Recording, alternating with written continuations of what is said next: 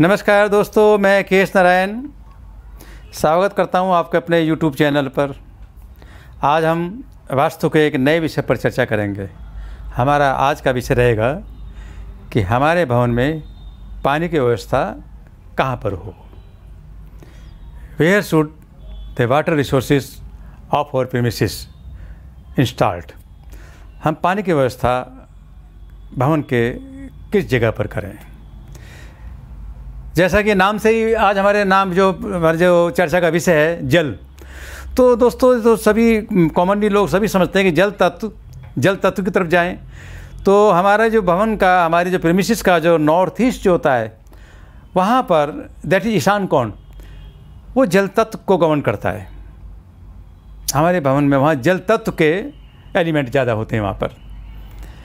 तो जाहिर है कि हमारा सबमर्सिबल पंप, हैंड पंप यानी बोरिंग, पहले ज़माने में तो कुएँ भी हुआ करते थे, वो हमेशा हमें कोशिश करनी चाहिए कि should be installed in north east direction, that is ईशान कोण, दैट इज जल तत्व एरिया। तो दोस्तों, यहाँ एक चीज़ मैं बता दूँ आपको। जब हम अपने प्रीमिसेस की, अपने भवन की नॉर्थ ईस्ट ईशान कोण में जब पानी की व्यवस्था है, बोरिंग कराएंगे, इंस्टॉल कराएंगे, तो एक बात का विशेष ध्यान रखें। किसी भी हालत में बोरिंग या सबमर्सिबल पंप डायगोनल लाइन पर नहीं होना चाहिए। इसको मैं बड़ी इजी वे में समझाता हूँ। What is diagonal line? That is, Hindi में बोलते हैं इसे विकर्ण रेखा। हमारे भवन के नॉर्थ ईस्ट कोना और इसके ठीक 180 डिग्री पर साउथ वेस्ट कॉर्नर होगा, ईस्ट या वेस्ट या नॉर्थ ईस्ट या साउथ वेस्ट। तो जब भवन के बीचों बीच से रेखा निकालते हो, गर्भ स्थल से रेखा दोनों कोनों को मिलाती हुई, जिधर से सूर्य उगता है, जिधर छिपता है, उनको भवन के ठीक बीचों बीच से जो रेखा जाएगी, that will be diagonal line. तो हमारा बोरिंग, हमारा पंप, हमारा वाटर रिसोर्स किसी भी हालत में इस डायगोनल लाइन को ना छुए। डायगोनल लाइन के दाएं बाएं हो जाए कोई दिक्कत नहीं, लेकिन उसके ठीक उसके ऊपर से ना जाए। दोस्तों, यहाँ डायगोनल लाइन, जैसे हम नॉर्थ ईस्ट ईशान कोण बोलते हैं, ईशान कोण में वास्तु देवता का सर होता है। सर मतलब इसको ऐसे मान ले हमारे वास्तु कंसेप्ट से, एस्ट्रोलॉजी के हिसाब से, कि हमारी विजडम, इंटेलेक्चुअलिटी, हमारी सोचने की शक्ति सब वहीं पर होती है। अगर वहाँ हम खड्डा कर देंगे, कोई गड्ढा कर देंगे, कोई हॉल बना देंगे, पिट बना देंगे, तो वो एरिया वास्तु पुरुष का इंजर्ड हो जाएगा। उसका जो इम्पैक्ट आएगा उस भवन के, उस प्रीमिसेस के मालिक पर, ऑनर पर 100% आएंगे, फिजिकली एंड मेंटली।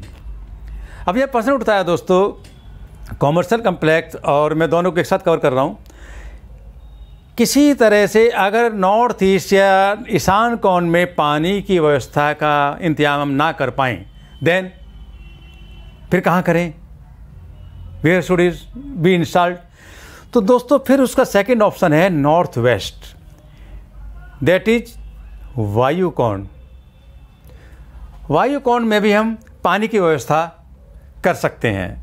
वहाँ भी हम सबमर्सिबल पंप, हैंड पंप, ऐसी चीज़ें वहाँ पर इंस्टॉल करा सकते हैं। लेकिन जब हम ऐसा करेंगे तो एक बात का विशेष ध्यान रखें। अगर हमें मजबूरीवश नॉर्थ वेस्ट वायु कोण, जिधर वायु तत्व होते हैं, क्योंकि वायु जल की मित्रता है, किया जा सकता है। अगर वायु तत्व में ही हमें बोरिंग या पानी की व्यवस्था करनी पड़ जाए, तो उससे काउंटर, चूँकि अपन जब वहाँ बोरिंग करेंगे तो पिट बन जाएगी वहाँ, तो उसे काउंटर करने के लिए, उसे बैलेंस करने के लिए, उसे इक्वलाइज करने के लिए, उसके इंस्पाइट दैट हमें नॉर्थ ईस्ट में भी एक पानी का रिजर्वर बीनथ दी अर्थ, फर्श से नीचे एक वाटर रिजर्वर हमें बनाना पड़ेगा। 4 बाई 4 फुट बाई 4 फुट का भी, उससे कम ज़्यादा भी हो सकता है। तो कॉमर्शियल कम्प्लेक्स में तो ईजी है, लेकिन घर के प्लॉट में बड़ा मुश्किल पड़ जाएगा। तो ऐसे केस में हमें वहाँ क्या करना चाहिए? अगर किसी वजह से हम वहाँ वाटर रिजर्वर नॉर्थ ईस्ट में काउंटर करने के लिए, बैलेंस बनाने के लिए नहीं कर पा रहे हैं, तो हमें नॉर्थ ईस्ट में रेन वाटर हार्वेस्टिंग प्लांट का जो हौज जो भी बनती है, जिसको जो भी बोलते हैं, वो जो वहाँ बनेगी वो वहाँ इंस्टॉल कर देनी चाहिए।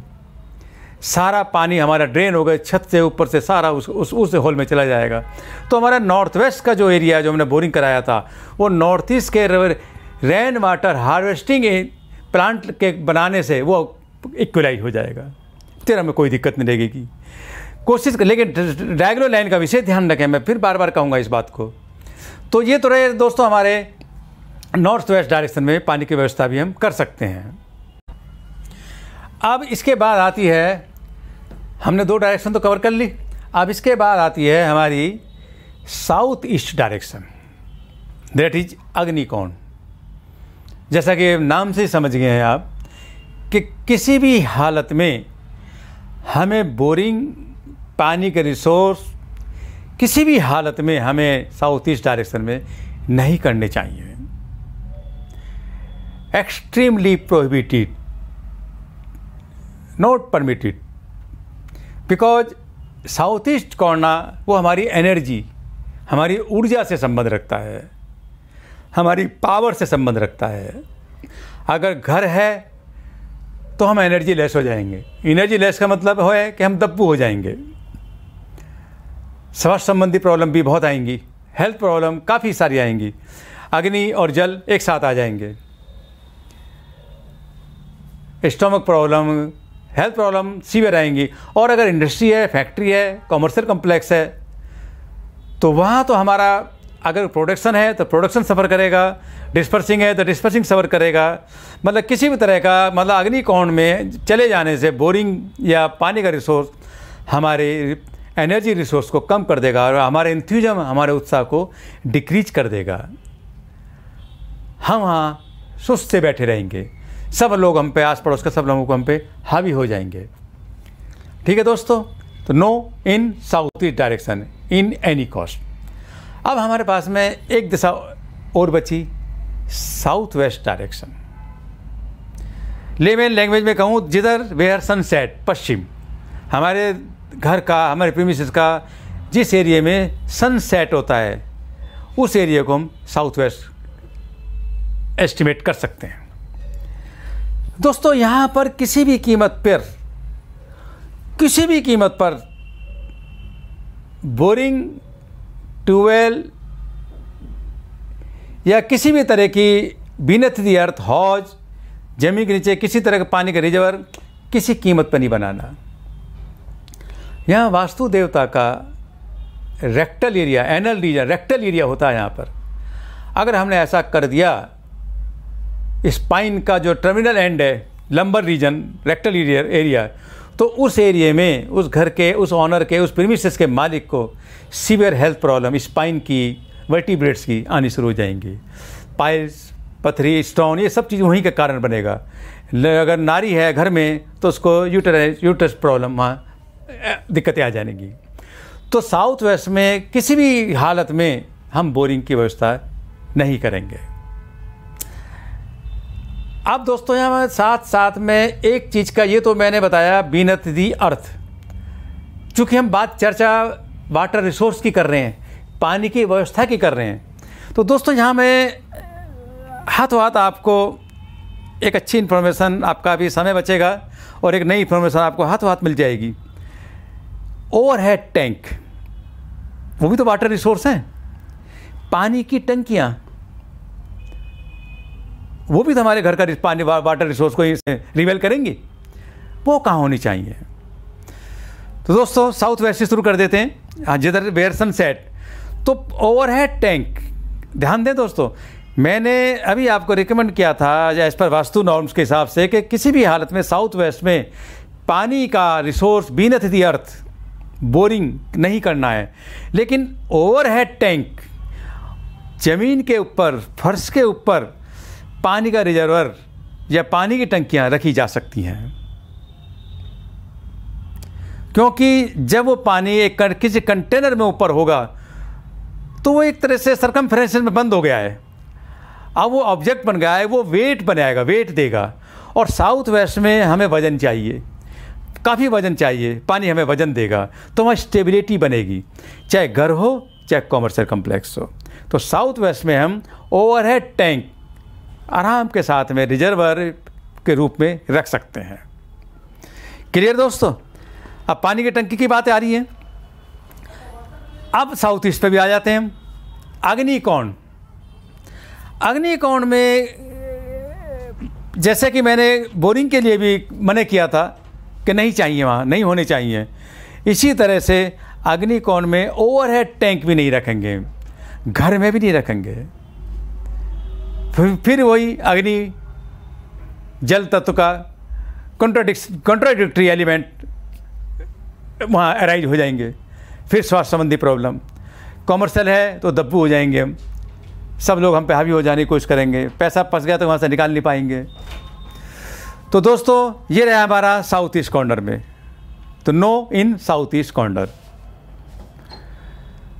दोस्तों अब हम आते हैं नॉर्थ वेस्ट कॉर्नर पर। वायु तत्व।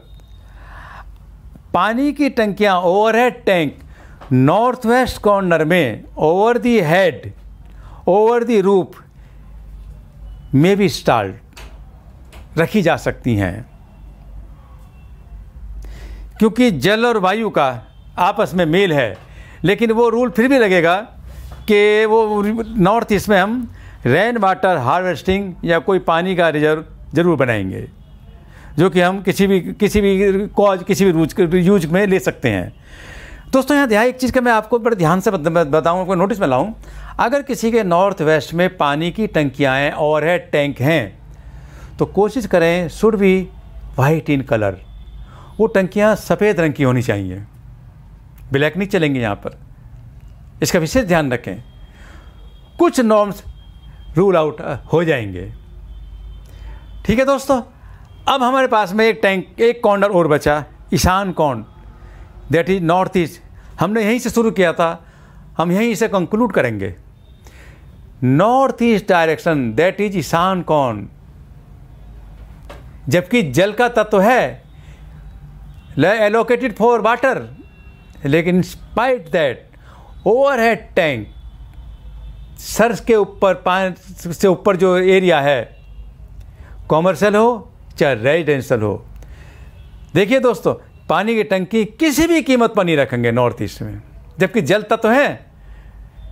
बिकॉज नॉर्थ ईस्ट में बीनथ दी अर्थ पानी का रिसोर्स बनाया जा सकता है, वो भी डायगोनल लाइन को बचाकर।